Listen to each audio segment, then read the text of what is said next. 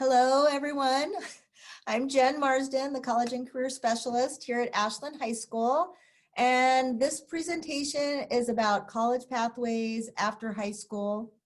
So we're going to be touching on all the different potential educational pathways our students will be looking at for after they graduate.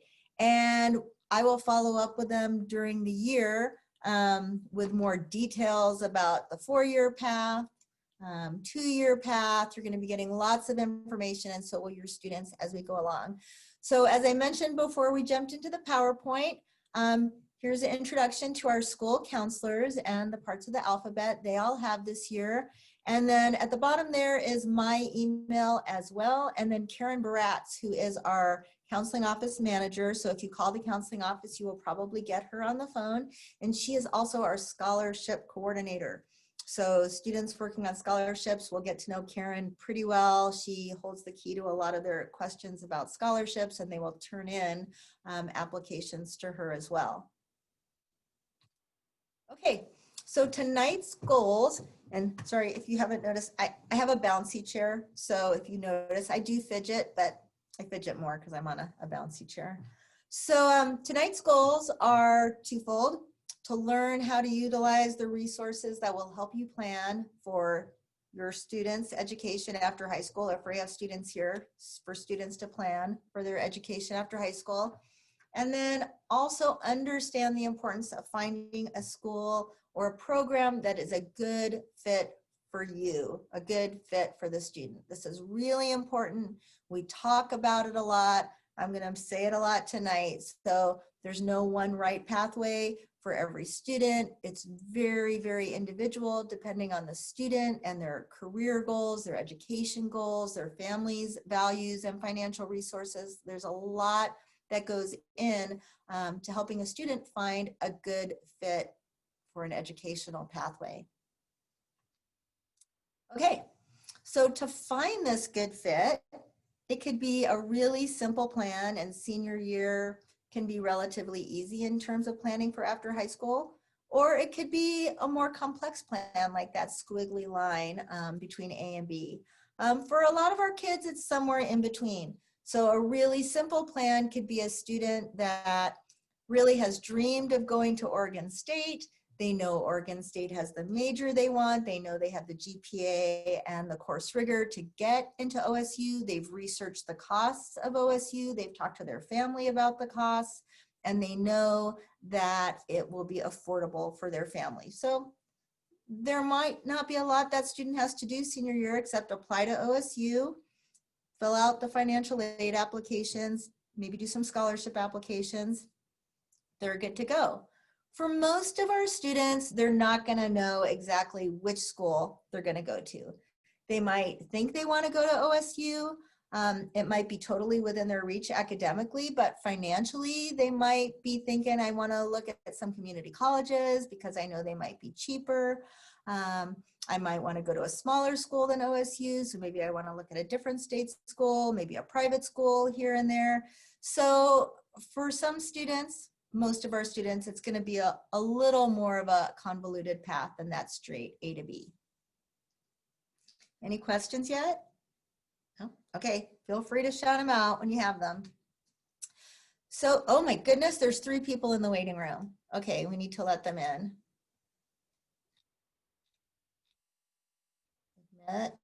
Admit. Oops, admit. Okay, I think they're coming in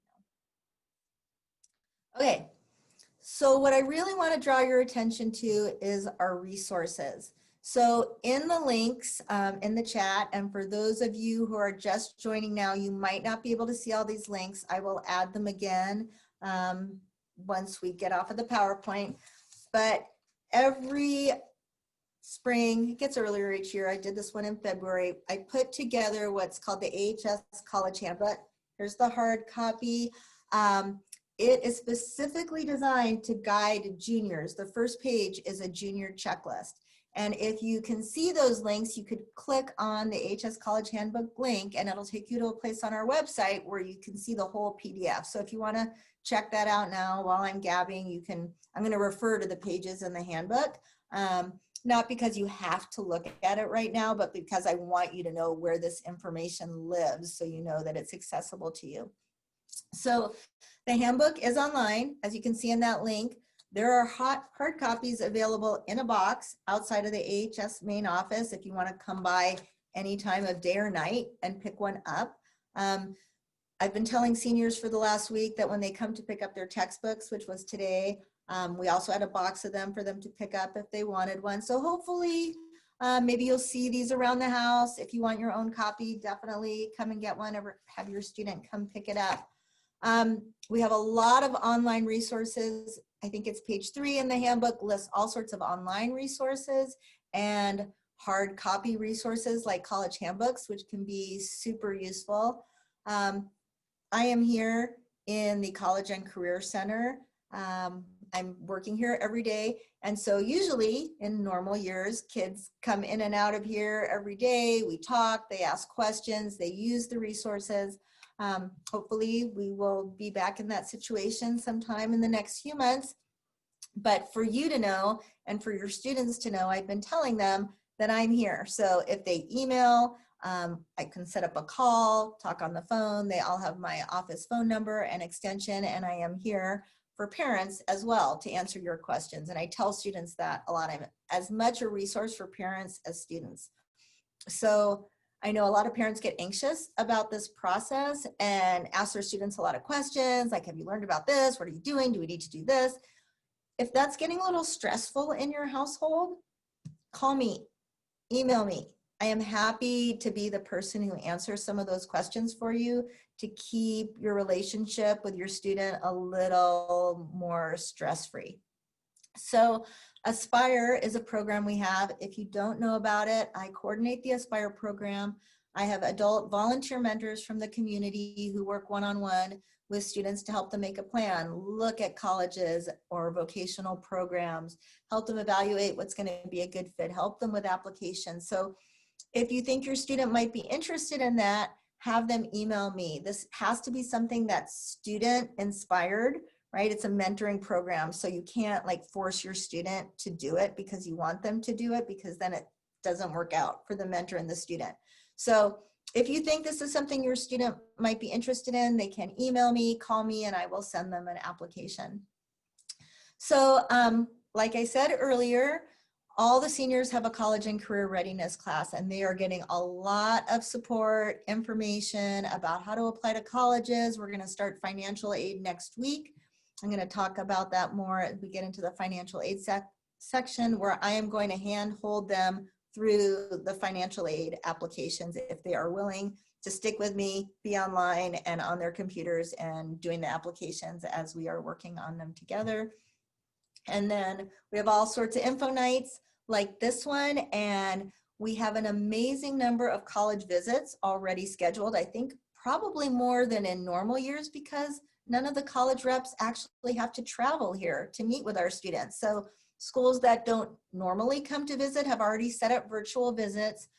On your students' Canvas page for their CCR class, each week is an updated schedule of all the college visits.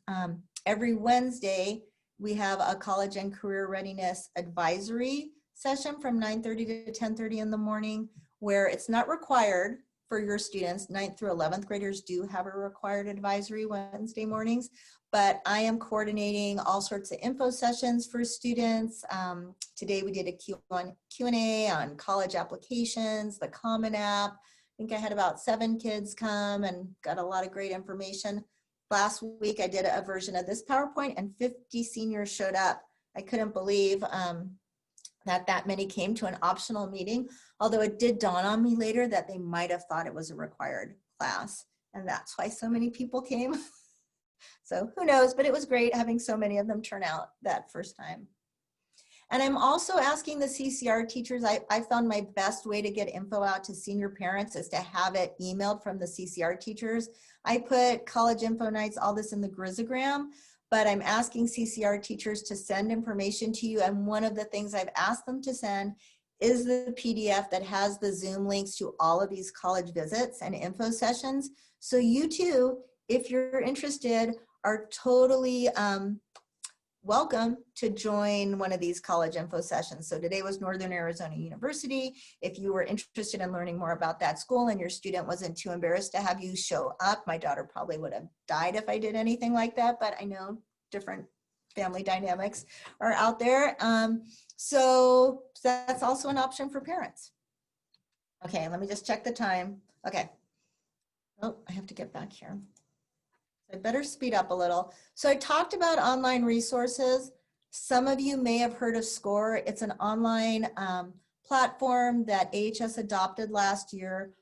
All of our seniors who were here as juniors last year had the opportunity to start getting acquainted with SCORE and take the U Science assessment, which is an assessment of their aptitudes and their interests and gives them all sorts of ideas of careers that might interest them and colleges. I won't go into it now. They're going to be using it in their CCR classes. It really is a very cool resource.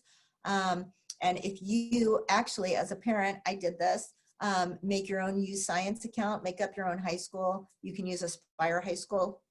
You too can take the U Science assessment, and I find it's a really fun way to interact with your student. This is how they're curious. Like, you can ask them to let you access their U Science assessment and their score. And some kids might, again, family dynamic, might say, yeah, sure, mom, check it out. My kid wouldn't do that, but she would be very interested to sit with me side by side and check out what my U Science assessment said about me and my aptitudes versus hers. And we did this in the counseling office. All the counselors took it. And it was really fun to say, oh, like, oh, you're high in this and I'm high in this. And oh, this, yeah, this is totally me. Like, I was surprised. I was not a believer, but once I did the assessment, there is a lot of great information that students can use. One of the ways is in their resumes and cover letters. It gives them great language to use to describe their aptitudes, to describe their interests and their strengths. And if I ever have to apply for another job and write a cover letter, I'm definitely going to my U Science assessment to use some of the information I got there. Okay, so back to the purpose of this meeting. So the handbook. So after the junior checklist, which none of you need right now, is the senior checklist to kind of keep seniors on track for this year. I already mentioned a bunch of resources that are included in there. ACT, SAT. So most of you know we have not offered the ACT or SAT here on our campus since March. We are not offering it this fall until we have students back on campus. We will not be a testing site. That being said, every college is making submitting scores optional because they know so many seniors have not taken the test. Some schools are not even going to consider scores this year because they don't want some students to have an unfair advantage over students who were not able to take the test. That being said, if students do still want to try to take the test, like I know there are students who are applying to competitive schools who would like to take the test again, one of the tests again, try to up their scores, we may be offering either test here in November or December, so students are welcome to get online and register. If a student qualifies for free or reduced lunch, they can get a fee waiver from us to take the test for free and then also apply to colleges for free. Any questions about that? Okay. Well, there might be, so thought a good place for me to take a breath and see if anyone's in the waiting room. I don't think so. Okay, so like I said, a big part of this year is helping students find a good fit educational pathway for them. And so there's a whole part of the handbook that goes into detail about the kind of questions that students should be asking themselves about what they are looking for in a post-high school educational pathway. What kind of academics do they know what they want to major in or what they want to study? What kind of size school do they want? Do they see themselves at a big rah-rah university, D1, or would they like to be at a smaller school, say with 1,400 kind of students? Location, city, rural, the culture, the atmosphere of the school. A lot of that really comes out by visiting a campus and getting a feel for the campus and the students you see around you. Unfortunately, that's going to be harder this year. I mean, there's been a number of studies that show one of the most important factors in how a student picks their school or their top choice school is how much they like their tour guide. Because they feel like if they connect with their tour guide, they feel like, oh, yeah, I would like it here. Like I might find my people here. That's really important to a lot of kids. And so there's a lot online with a lot of the colleges, virtual tours.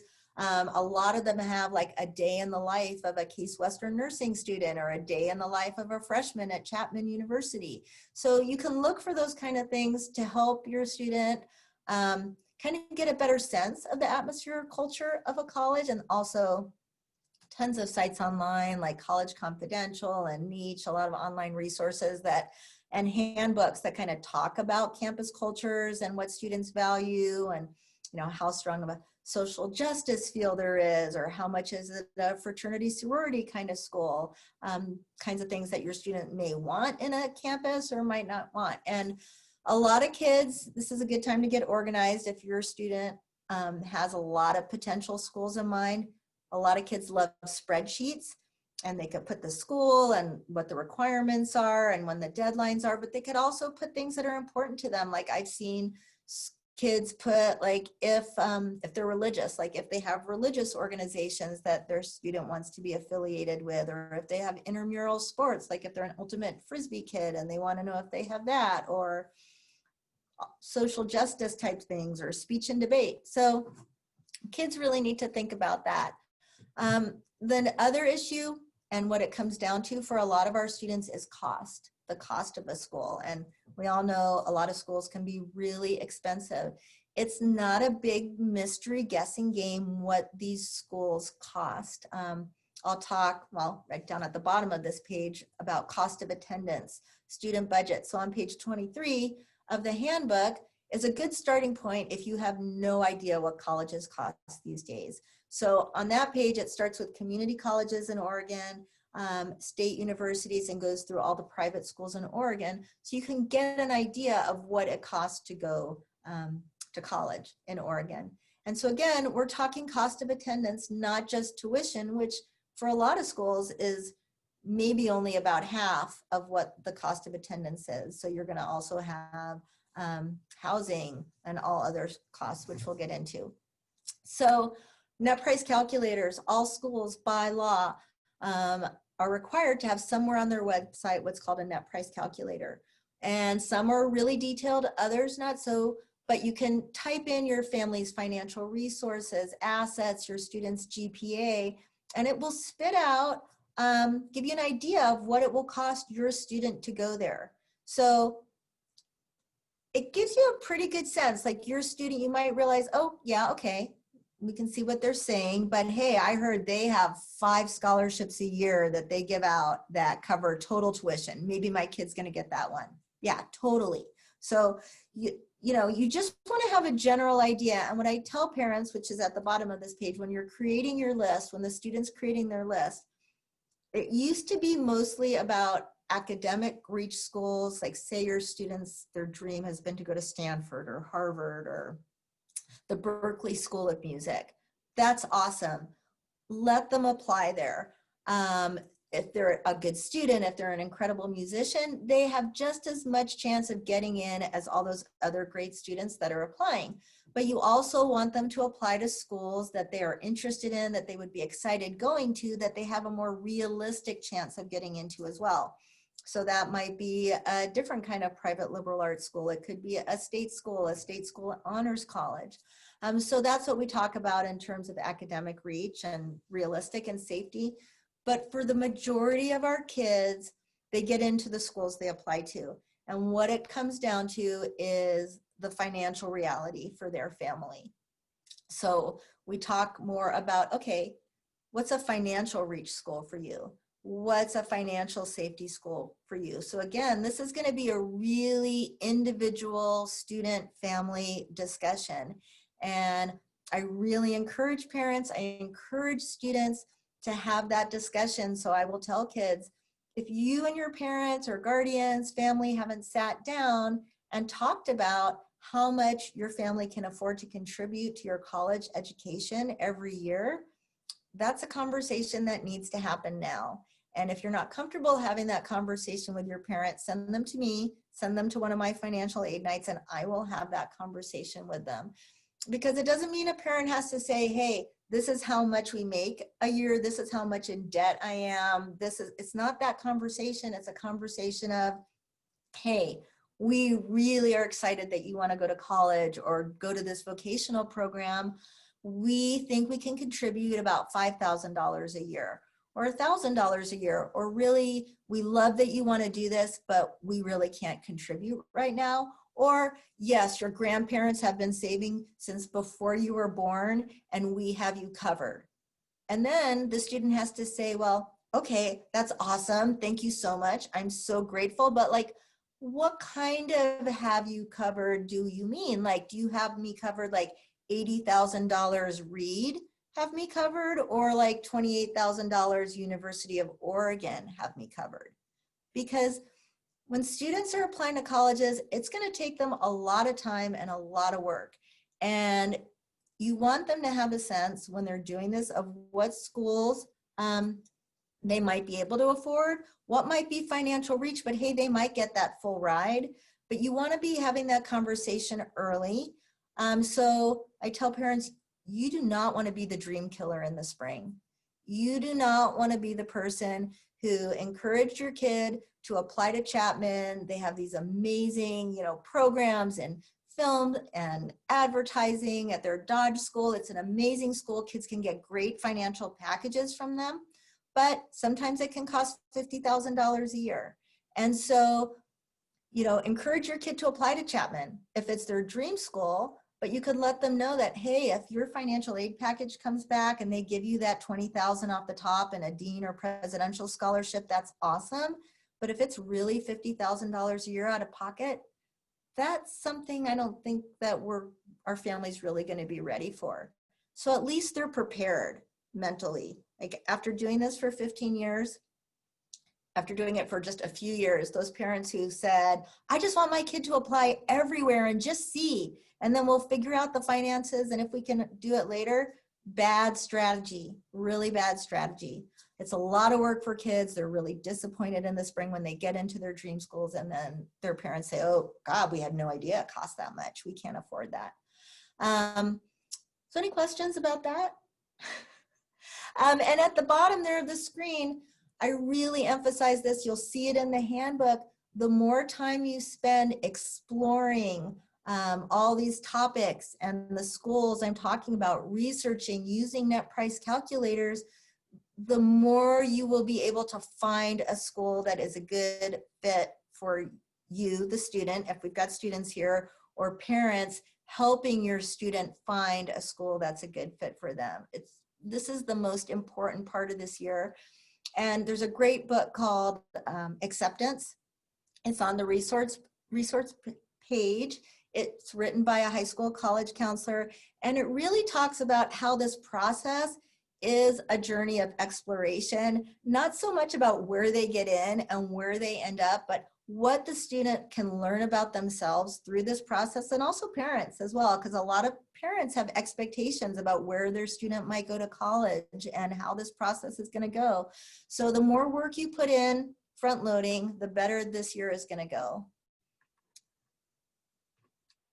Okay, so Oregon Community Colleges, we have 17 of them, really diverse types of campuses. The important thing for you to know is no minimum GPA to get in. Any student can apply. Oops, do I have another waiting room? No, okay. No ACT or SAT required, lower tuition costs. In the handbook on page 25 through 28 is a great, kind of hard to see because it's very tiny, but it kind of lays out all these different career pathways that are available at community colleges, from graphic design to becoming a physical therapy assistant or occupational therapy assistant, mechanics, electronics. These are career pathways where students can come out of a community college with a 2-year degree making more than I am going to ever make annually in my lifetime. I love my job. I knew I was going into education, but there are great career pathways at community colleges. where students can come out with really excellent careers where they can support themselves. The other option for community college is starting there with the plan to transfer to a 4-year, get your general education credits out of the way, save a little money, and then head off to a 4-year school. Oregon Promise is our state's grant to help make community college affordable for all students. And there's a whole section in the handbook about that.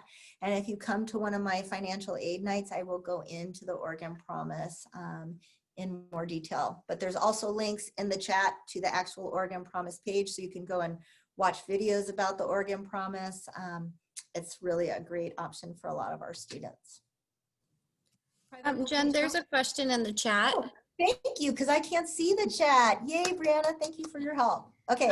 So Peter's asking on page 23, the numbers and cost, are they annual or others? They're annual. So a good thing to remember about cost of attendance is that's a general cost of attendance. So if you actually look at that page, they factor in both direct costs, right? The costs that you pay directly to the college, like tuition and fees, housing, meal plans. And even things like housing and meal plans can change whether your student lives in a room with 4 other people or they want a single. Do they want the meal plan where they can eat as much as they want whenever they want, or are they willing to get a cheaper meal plan? Transportation really varies on there. So if anyone's looking at that, SOU for transportation, I think on that one, I think it's somewhere around $1,000 something. A few years ago, SOU had $3,000 something for cost of attendance. So that's because students come from all over the country to SOU. A lot of kids come from Alaska, California, Hawaii, because SOU is a WUI school. So they have to put that average transportation cost. So again, this is why you need to do your research, because if you just look at that sticker cost of attendance for SOU, for our local students, it is not going to cost that much. Another person's here. SOU has what's called the Jack Joe Pledge. Jackson County, Josephine County students can go to SOU and in 3 years, they can graduate in 3 years with a lot of majors. They write off a lot of the general ed and they give them a really low tuition rate. So just using that as an example of if you do your research, a lot of the cost of attendance could really vary. Okay, so back to private vocational schools. Really popular with our kids. They want to go to the Cordon Bleu for culinary, or Captain Jack's tattoo school, massage therapy. There's a lot of private massage therapy programs that are awesome. A lot of private schools where you can go to become a mechanic, an airplane pilot, cosmetology. Great, do your research. A lot of community colleges also offer some of these programs, and often at much lower costs. Again, it's a matter of what the student's goals are and really looking at if you're going to compare a community college massage therapy program with a private school massage therapy program, what the student's really looking for, what time commitment they want to make, funds, all of that. Oops, I guess I'm not on here because it's not letting me go to the next screen. So Oregon Public Universities, we have great public state universities. They do have GPA minimum requirements they're looking for. They're looking for a C- or better in all the core classes. They want to see 3 years of math, 3 years of science. That being said, they're looking for students who have taken math through Algebra 2, and they're also looking for students to have taken 2 years of a foreign language. Those are not requirements to graduate from Ashland High School. So if your student doesn't have that, that doesn't mean they can't apply and get into those schools, but the schools might say, okay, we're letting you in, but when you get here, you have to take 2/4 of a language, because that's what we consider equals 2 years of a high school language. ACT, SAT scores are no longer required for our Oregon public universities. They made that decision last spring before COVID hit, and students couldn't take those tests anymore. So it was good timing for them. Some of the schools are still requiring ACT and SAT scores for merit scholarships. They're not doing that this year because they know a lot of students don't have scores to submit. But if you look in the handbook, there is an actual scholarship page that talks about all the Oregon public universities and the rubric they've used in the past, which are very strict, like you'd be able to say, okay, my kid has a 3.75, they got higher than a 1260 on the SAT. That means U of O is going to give them the Summit Scholarship, which is going to be an extra $6,000 a year. That's usually super reassuring, but since they're not doing that this year and it's a more of a holistic review, or they're still trying to figure out if they're just going to use GPA, you might not be able to use that right off the bat to know what kind of scholarships your students will get. Okay, I mentioned WUI, the Western Undergraduate Exchange. If you don't know what it is, it's a consortium of 14 states, and I think it's the Marietta Islands and Guam. If you look at these pages in the handbook, you'll see that not every state, not every school in the states that participate are WUI schools. So if you look at California, none of the UCs like Berkeley, Santa Cruz, UCSD, Santa Barbara, where lots of kids want to go, are WUI schools because they don't need out-of-state students to come there. The benefit of being a WUI school, I kind of got ahead of myself, is so Chico State, Humboldt State are WUI schools.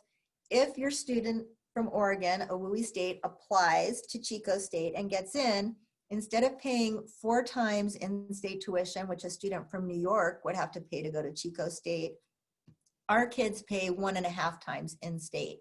So California state school tuition is lower than Oregon. So it's pretty comparable actually for a student to go to Chico State or Humboldt State cost-wise as it would be for them to go to U of O or OSU.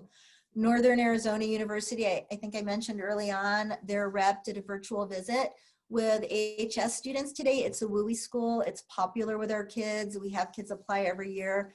And I think the last few years, we've usually had at least 1, 2, or 3 kids who have gone to NAU. So important thing to remember, some WUI schools, you apply, you get in, you automatically get that WUI rate, like I said with Chico State or Humboldt State. Some schools that are really popular with our kids, like Western Washington University in Bellingham, some of the Montana schools, it's a more competitive scholarship. So for Western Washington, the last few years, the average GPA of the student who got the WUI scholarship was a 3.9. So it's competitive.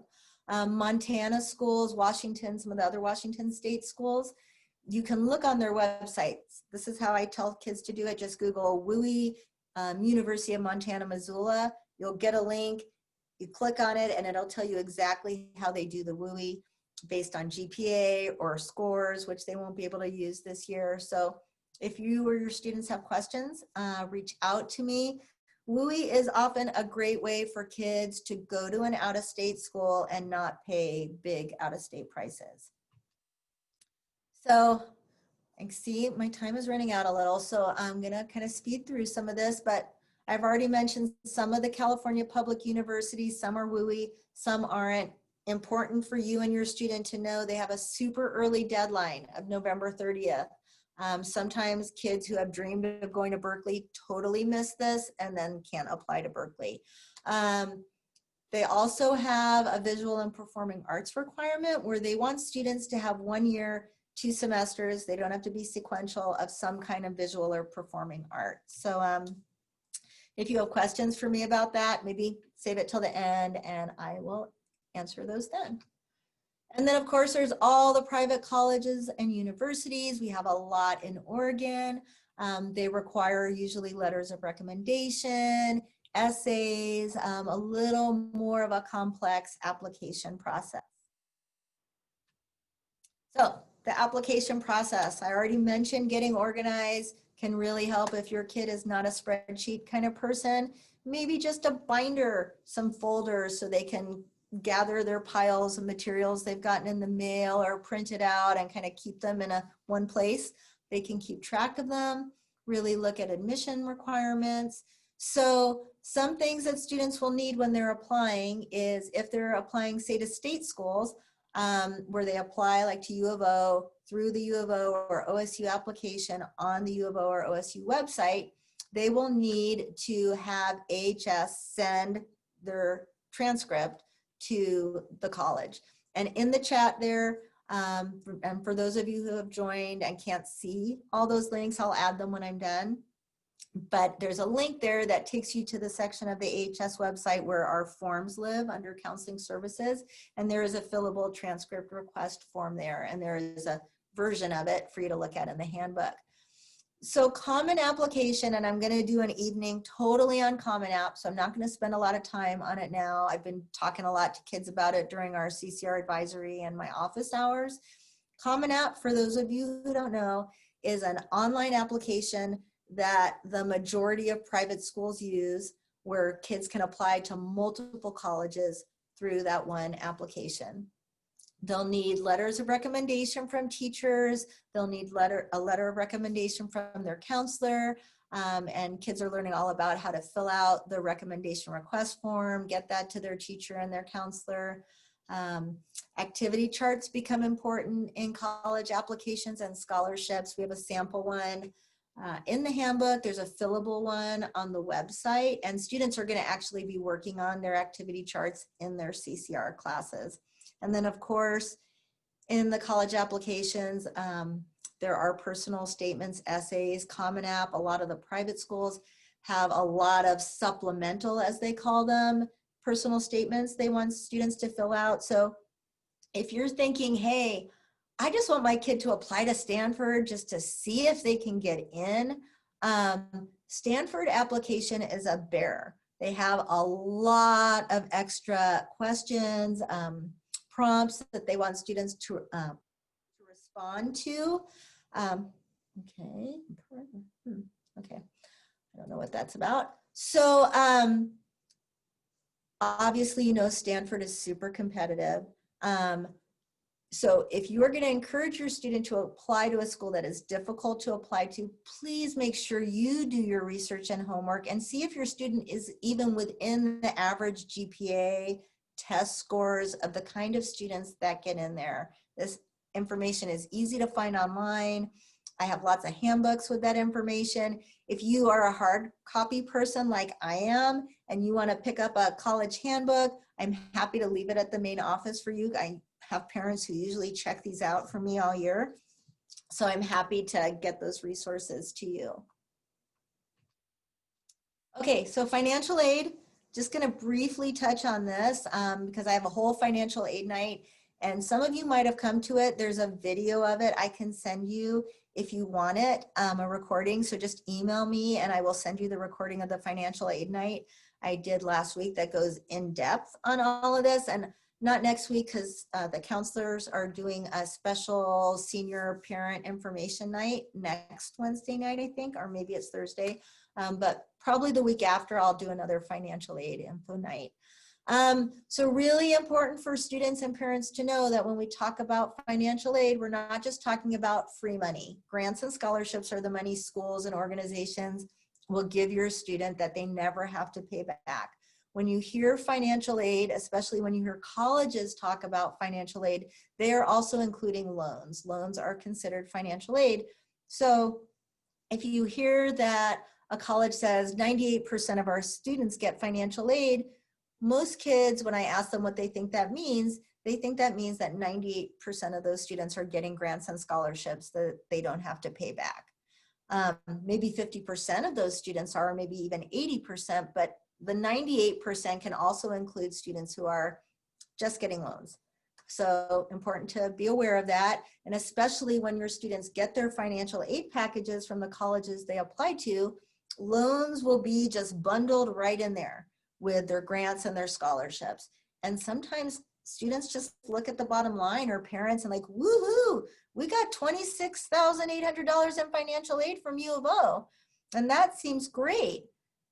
But they don't think that, oh, wait, that's the actual cost of attendance at U of O. Maybe I need to look at this closer.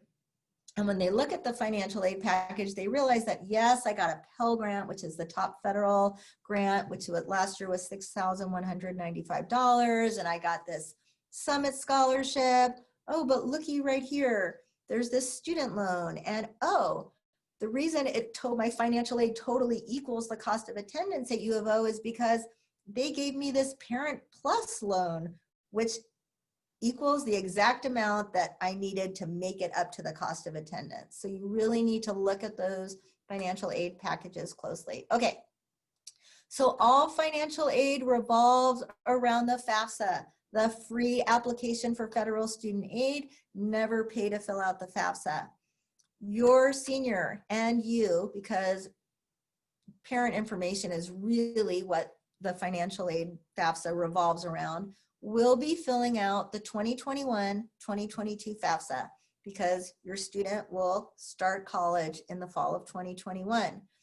So that application will not be available till October 1st. If you go to the FAFSA website now, there is an application you can fill out, but it is the 2020-21 FAFSA. If you fill it out, no biggie, it's just the wrong application. You're gonna have to come back after October 1st and fill out the correct one. But I tell you this just so you don't waste your time filling out the wrong one. And if you hear another parent or student say, yeah, we finished the FAFSA, we're done, you need to get it done. You don't freak out, okay? You just realize, oh, they did the wrong FAFSA. Don't be a jerk about it, but just say, hey, I think the one that you filled out might be the one for this year, and we can't fill out the right one till October 1st. But I get a lot of people freaking out because they think they should have done it already because other parents have done it. Before you do the FAFSA, your student does the FAFSA, the student will get a FSA ID. And one parent will get an FSA ID. So the FSA ID is your electronic signature. It's kind of like your PIN number for your ATM card. It's really important that the student get their own FSA ID, and we will do that in CCR class. Do not get your students FSA ID for them. This is kind of part of adulting, and I'm going to give you a reason why you should also not let your student, if you have one of those super overachievers who just does everything and they say, Mom, Dad, don't worry, I'll get your FSA ID for you. You also, the parent, if you don't already have an FSA ID, because if you've been in college in the last number of years or you have an older student, you probably already have your own FSA ID. But student and parent each get an FSA ID. The reason this is important is because if you do end up taking out any loans, whether your student takes out a loan or a parent decides to take out a federal loan, you will sign for those loans with that FSA ID. And so I'm not going to go into horror stories of what has happened between students and parents and loans taken out that weren't known about, but you can imagine. So just remember, these FSADs are important. Financial aid, I talked about the Pell Grant, is the big federal grant. Oregon also has our Oregon Opportunity Grant, which is our state's version of the Pell, which last year for a four-year school was in the mid $3,500, $3,600 range. So another big chunk of money. I think they gave $2,700 in addition to students going to community college. So a lot of money out there potentially for students. Also important to realize, I didn't mention it in the private schools, and I don't know if it's on another slide, so I'll just say it now. I said a lot of these private schools have really high price tags. They do. Some of them also have really, really huge endowments that allow them to give students incredible financial aid packages. So a lot of these schools are what we call no loan schools, where they will see, once you fill out the FAFSA spits out what's called your EFC, your expected family contribution, and that's what financial aid revolves around. So these no loan schools will say, okay, so your EFC is, you know, 6,000 or 20,000. So we know you can't pay any more than that, and we don't expect you to take out any loans. So we are going to give you this gargantuan financial aid package out of our big endowments. As an example, my niece and nephew grew up in Ashland. My nephew went to Amherst, a no loan school back east. It cost out of pocket for their family about $5,000 a year. That's even when he went, it was close to $70,000 a year. Now it's an $80,000 a year school. My niece went to U of O Honors, got a great education as well, but it cost a little more for them to send her to U of O Honors. So I always want students and parents to know, I'm not saying don't apply to these schools that cost a lot. You could end up, if you're smart and do your research and apply to these no loan schools and get some good scholarships, going to a private college could be cheaper for you than going to a state school. And if you want me to send you an email that has a random compilation of no loan schools, I'm happy to do that. Just email me. You can also find out by just Googling and seeing all sorts of lists of no loan schools. One last thing I want to mention on financial aid is the CSS profile is another financial aid application that a lot of private schools use in addition to the FAFSA. It asks for a lot more information about the family's finances than the FAFSA does. So if your student is applying to private schools, I don't want you to get caught off guard that this is also an application that you'll have to do. And in my financial aid presentation, I go into a lot of detail about what kind of information the FAFSA gathers and the CSS profile, but I will not go into that tonight. And then the other part of financial aid besides grants and loans is scholarships. And in the handbook is a great scholarship section, talks about how to get a scholarship, talks about a lot of the scholarships that are available to our students. And I'll do just a whole scholarship information night for parents come November. So you might want to check in on that to really encourage your student to apply for scholarships. We're going to really be trying to help them do that in their CCR classes. In fact, next week, in addition to starting financial aid, they're going to start a writer's workshop where they're going to be working on personal statements, college application essays that they can use for their scholarship applications to apply to college. And if you have a student who's saying, I am absolutely not going to college, I don't want to apply to scholarships, I'm guessing you don't have one of those students because you came to the college information night. But what I tell those students is when working on those personal statements, they're chunky paragraphs, and they're the kind of questions that employment applications ask, interviewers ask when you're applying for jobs. So all kids are spending time in their CCR getting information and working on activities that will be valuable to them. Okay, more information about scholarships you don't need to know right now. Upcoming events that have already happened. I mentioned all the college visits that if you haven't gotten a schedule from your CCR, student CCR teacher, just email me. I'm also happy to send you the PDF with the links to all the college visits and info sessions. And then that is it.